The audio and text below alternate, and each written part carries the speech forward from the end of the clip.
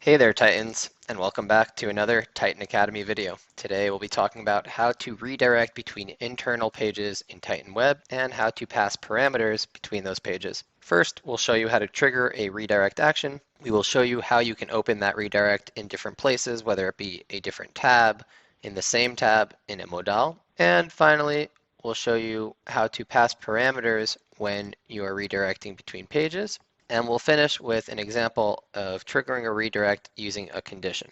Let's get started. So you can trigger a redirect from any action flow, so whether that be an on-click action on a button or text or an icon or some kind of condition that you might have on a field. And in this case, we're using a button to redirect. You can click on the pink plus and grab your redirect action like this, type it into the filter as well. And in our redirect, we are doing an internal redirect, in this case to page 2. And we have a number of ways we can open this. Now, the first one I'm going to demonstrate is blank, and this will redirect into a brand new tab. So let's see that.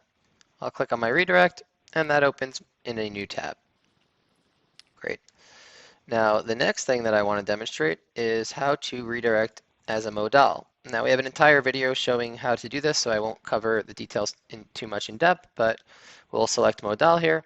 And while we're at it, I'm also going to head over to page 2 and show you that on page 2, I'm doing a redirect. And you'll notice that this redirect is going to page 3, and I'm opening in Self. What Self does is essentially just redirects in whatever window you're currently in. So if I were to do Self from a parent page or just from a normal page, it would replace the page with wherever I redirect to.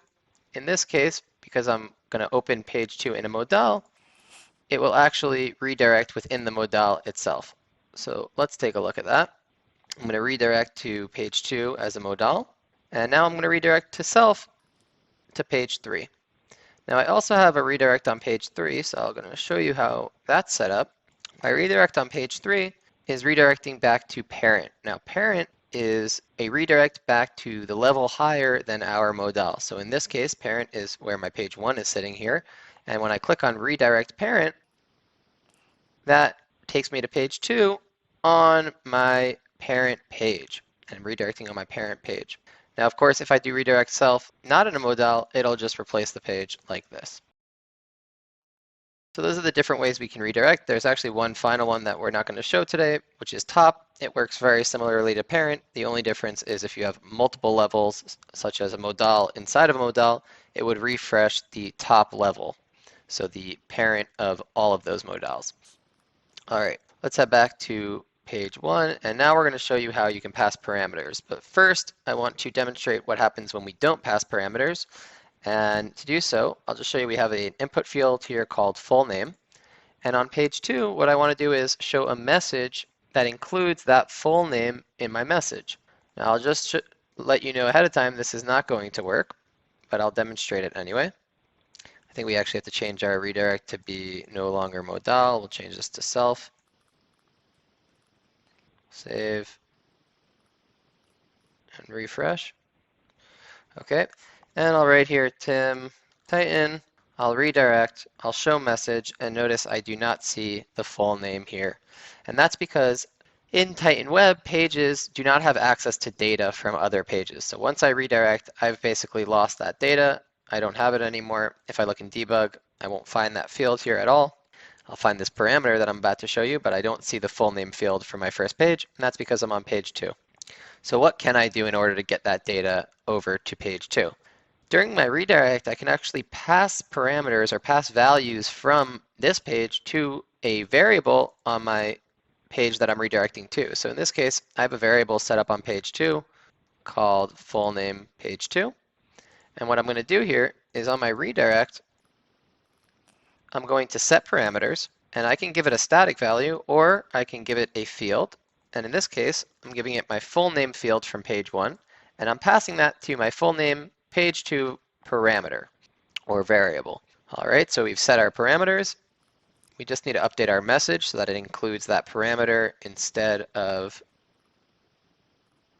our field. So let's get rid of this, and instead we'll add in that parameter, full name page 2 parameter.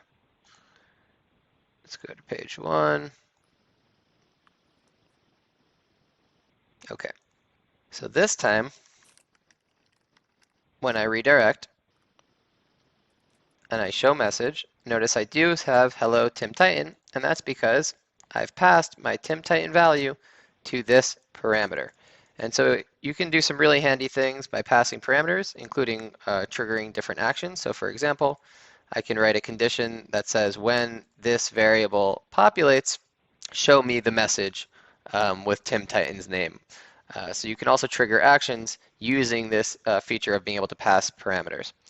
Okay, the final thing I'm going to show here is how to trigger a redirect based on a condition.